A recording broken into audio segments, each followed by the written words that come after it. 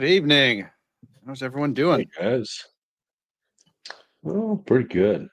Back to a similar setup. So, I was going to say it did look familiar back there. colors different a little bit, different painting in the background, but yeah, essentially the same thing you've seen before. So, I'm up tonight. Yeah, And I have a boomer message for everyone though. okay, go Oh, ahead. here we go. Repent. The end of the world is nigh. Excellent, Steve. I love it. Because tonight we are going to spend pretty much the entire episode dunking on that statement. So, before we start, there's a question in the thumbnail, and the question is, can you see the future? And the answer to that question is no. Obviously, I can't see the future. Nick can't see the future. No one here can see the future. However, if you look at history, you might just be able to see a general shape of what our future may hold. I can't promise that the things that we say tonight will come to pass, although I'm going to try and make an argument as to why the statistical odds are in the favor of some of these things coming to pass. Because I'm a stats guy. It's what I do. So, I have a friend, he's a bit older than me, so definitely a boomer.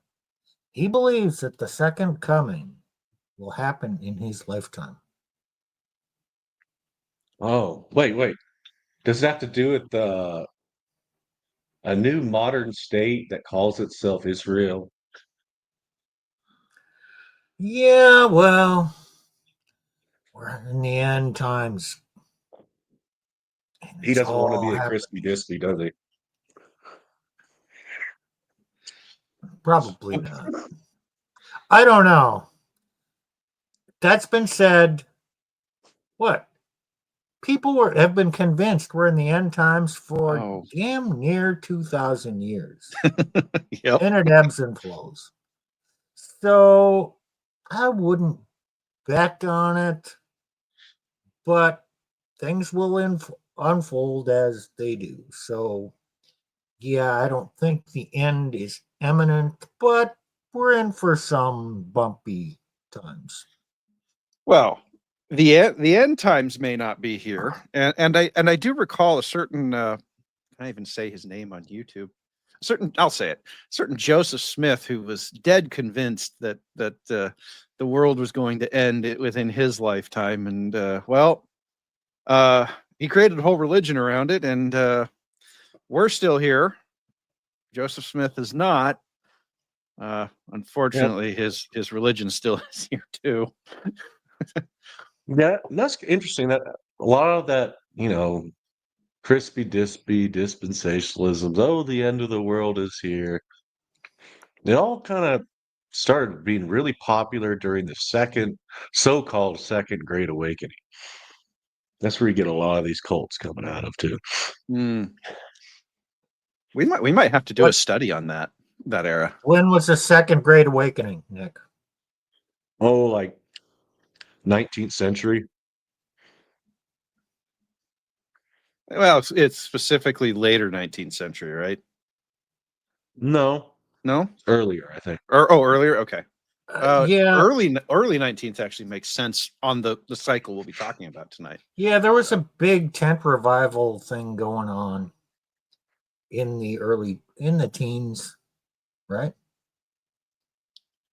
Yes, post But Revolutionary War. Yeah. and it started out in the 1890s. But then there was a big movement in this dispensationalism beliefs in the 70s. Oh, there's reasons for that. Not the point of tonight episodes, but there are so many No, reasons for that. the late great planet Earth That was a big thing. Was that Hal Lindsey? Yes.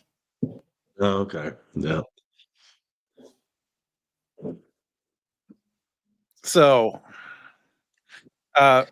it turns out that, and we've talked about this before, guys. By the way, we're gonna I'm going to be referencing a bunch of videos we've already done. There's 5 of them in the description of this video. We might even reference more, but as we say on this channel, we tend to go back to topics we've covered before and look at them in different ways, because we're building a tapestry or a picture, of the broader world, and sort of, and we'll get into this, a unified morality is one term for it. But so we're trying to build a cohesive understanding of the world. And so we do routinely go back and revisit topics. I was telling the guys before we start that I'm probably going to piss people off with this one, because I'm going to say things that are not going to be very popular right now. There are certain narratives that are held up by certain interests, some of which are very popular with our crowd, some of which are very not popular. And Well, we'll get in into that a little general, bit. right now, Russia, Ukraine, Israel, Iran, people are on one side or the other. Mm-hmm. But both or most of them want it to end. Just let it be. For instance, let Russia just control that part. Just end it. Okay. And Israel and Iran, who's at fault there? Well, there's varying opinions there. But I think what Plutarch is going to do is bring up an alternative way of thinking, or maybe an alternative reason for favoring one side over another. In any case, he's probably going to challenge our assumptions and beliefs. Am I right or wrong on that? You are correct. And before I go too far down, because we will be touching on Iran tonight briefly, before we go too far, I want to point out that and it's not on my timeline, but I did a post recently in response to some major creator about the Iran thing. And I said, basically, look, I don't care if we want to sell Israel as many weapons as they can afford. Don't expect me to lift a finger to help either side. Okay. If people want to buy our guns and bombs, I'll sell it to them. But so that is kind of my personal position on the topic. But one of the things that we have to do is we have to set aside our personal beliefs, and particularly when you're looking at the future, you have to look at it and say, well, I might want this outcome or that come, but here's where things actually stand. Oh, is this like a red pill moment? Like you want to have the fantasy, but facts don't give a crap about your feelings, and Pretty that much, yeah. feels before reals is actually a kind of a feminine thing. Yeah, Well, and so I might challenge people tonight, as Steve said, a little bit. We're not going to spend too much time see, on Iran. I draw a parallel here with my life, probably Nick's life in divorce court. If my ex-wife and I go to war, why don't you just stay out of it and let us settle it? Then we can both be reasonable. But if she's got the power of the state behind her, it's not fair. So, you know what? I guess my opinion is the same. Iran, Iraq, or Iran and Israel, let them figure it out. Sell either side whatever they want. but do not jump in to enforce things, because then peace is less likely. Let them This is actually suffer, true. whichever side, let them suffer the consequences of their own decisions. Don't take the pain away. So we That don't need a repeat of Team America, F yeah. we really don't. But in my opinion, that's not necessary. And that's where we're going to get into it a little bit tonight. So this episode is built around an interview that a fellow named Neil Howe did recently, about a month ago. And Neil Howe, as you guys know, because we've talked about him before, wrote a book called Generations with a demographer named William Strauss.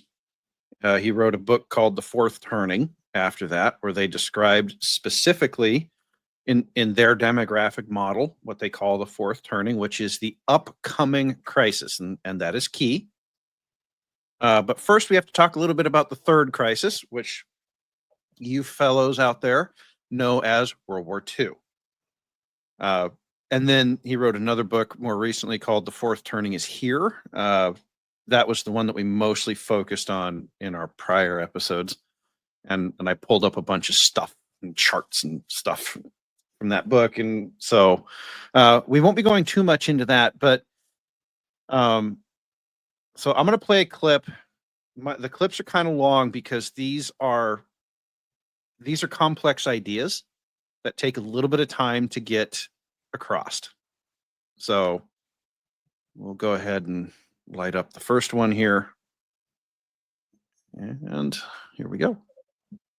That feels very true, and this is exactly the part of this I wanted to get into, which was the living in its roles issue, because it's one that feels very relevant to me. I'm, I think your definition of Gen X is 65 to 80, roughly in there, which is a little bit shorter than some of the other generations that are alive right now.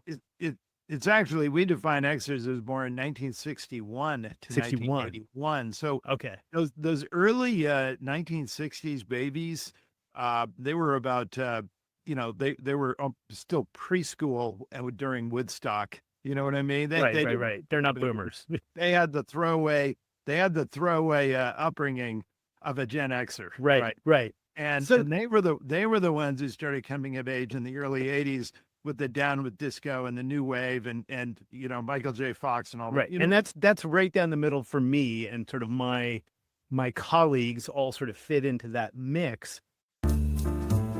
Are you ready for retirement? Oh, look, we Our get to free do retirement ads. planner shows you where you And one thing that has been a topic of conversation amongst sort of peers, mentors, and mentees for the last 5 or 6 years was this feeling that Gen X in particular has sort of never been educated about how to move into the next phase, how to become elders, right? I mean, in your parlance, we were sort of a nomad generation, latchkey kids.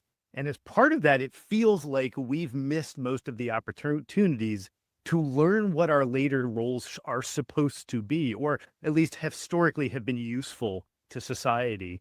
Do you have some thoughts about sort of that shift from midlife to eldership and the gap between what we see in the baby boomer generation, which has seemed to be very reluctant to let go of a lot of leadership, and the Gen X community, which honestly feels largely listless, with the exception of some obviously very high profile, very successful Gen Xers in government and industry? Do you have any thoughts about that role transition that we're seeing in the now? Well, I think Gen X is really an interesting phenomenon, right? And it belongs to a type of generation we call nomad generations.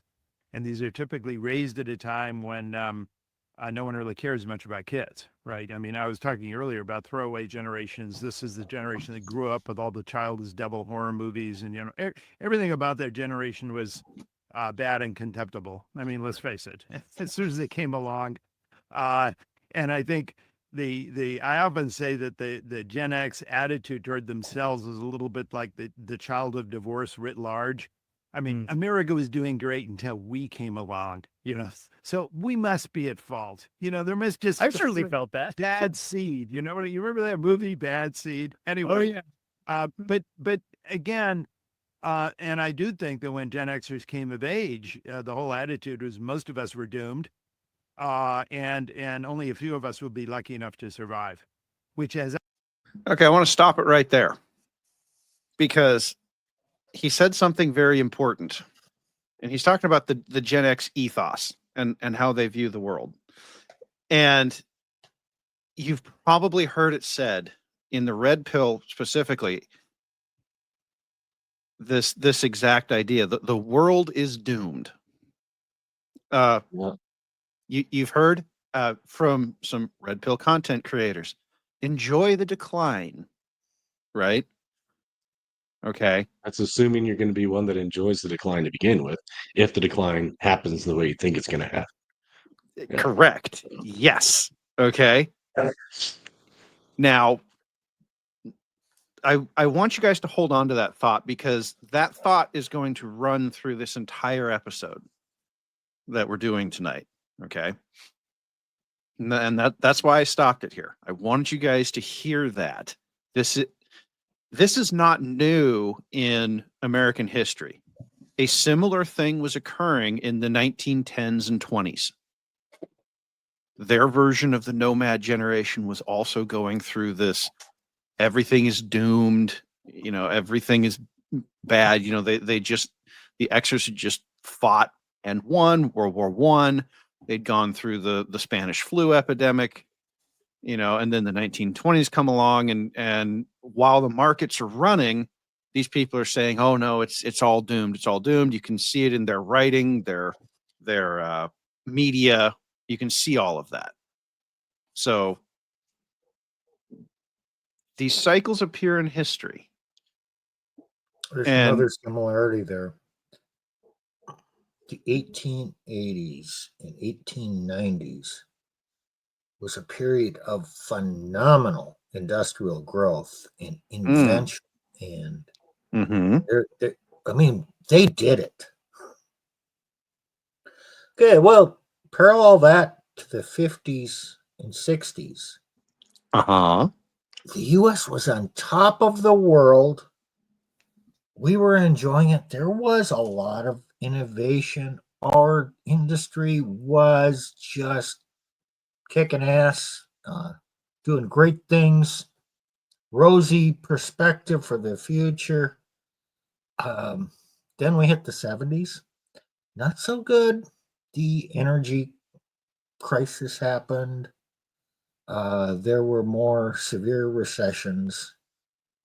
And coming of age in the early 80s, there were not a lot of jobs out there in the early to mid 80s for college graduates. It was kind of tough. You mean like now for Gen Z trying to get into? Yeah, probably very similar. It's the Gen Z's problems are different, and they will be resolved in a very different way than Gen X did, and that's fun. Don't know that we'll get too much into where Gen Z fits into this. They are what in his so there's there's 4 seasons in each cycle, and so there's 4 different generational archetypes. Nomad, the one you guys call Gen Xers, that's what he calls nomads. Boomers he calls prophets, the prophet generation. They lead the spiritual uprising. The millennials are what he calls the hero generation. They're the ones that actually they do all of the work to resolve the crisis. And then there is the Gen Z, what is called, he calls the artist generation. They are fantastic creators, but they them as the silent generation. They tend to be very back and reserved, where their millennial forebears are loud and in charge. So yes, that's kind of the background of what he's working through. This talk is mostly about Xers because Xers end up being they end up being like the manager class through the crisis. So in the crisis, you'll have a small number of boomers, and I'm gonna have to keep this short. You have a small number of boomers who are not the boomers that were popular, for lack of a better term, back in like the 60s and 70s. These are the rebels of that era. The guys who looked at what the majority of the boomers were doing and said, "Y'all are fucked." These guys will step up and they will provide kind of an ideological basis for why we should be doing what we're doing, but there's not enough of them to lead. The Xers fill out the management ranks. They're the ones who take that sort of ideological vision and decide how to do it. And later on in the show, we're going to get into some of why what you're seeing now is going on in terms of Trump and his how his cabinet's behaving. By the way, his cabinet is almost purely Xer. Okay. In fact, I don't think there's a non-Xer in there. If there is, it'll be a millennial. There are no boomers in Trump's cabinet. And that's going to matter bigly, to use a Trump word, to the future. Okay. So yeah.